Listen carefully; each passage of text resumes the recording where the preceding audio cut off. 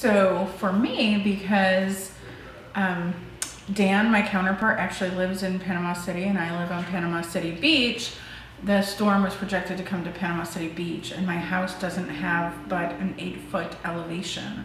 So Dan suggested that I leave town and he would stay, and he lives in Panama City. So for me, I left town the day before, and when everyone else's communications went down, the whole rest of the world could still see it.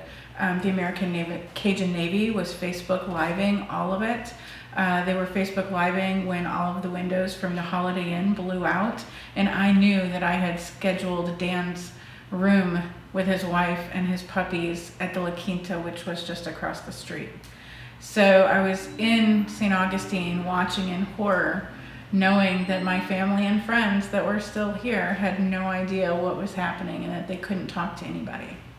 And I have to ask, how did that end with Dan? Dan's okay. None of us knew whether or not Dan was alive. He left La Quinta and started walking up Highway 77 to get to the EOC when somebody saw him and picked him up after he had already walked like halfway there. He walked in about 11 hours after the storm. So then when you were able to make it back, what did you find, and how has that changed your life today compared to when you left town? So when I first got back, we knew ahead of time, stop and get some burner phones. We also stopped and got supplies, but we were back here on Friday morning.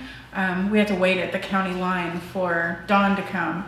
As soon as dawn came on Friday morning, we were back in the community and going to the neighborhoods.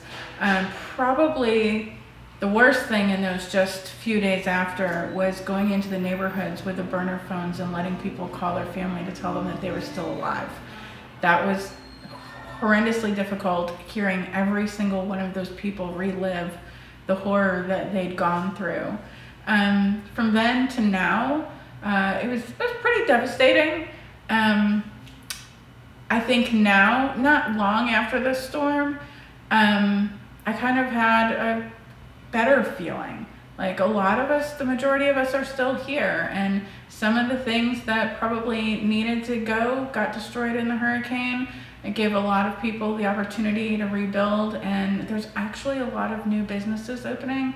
So I'm really grateful that our community is looking at this as an opportunity for the future.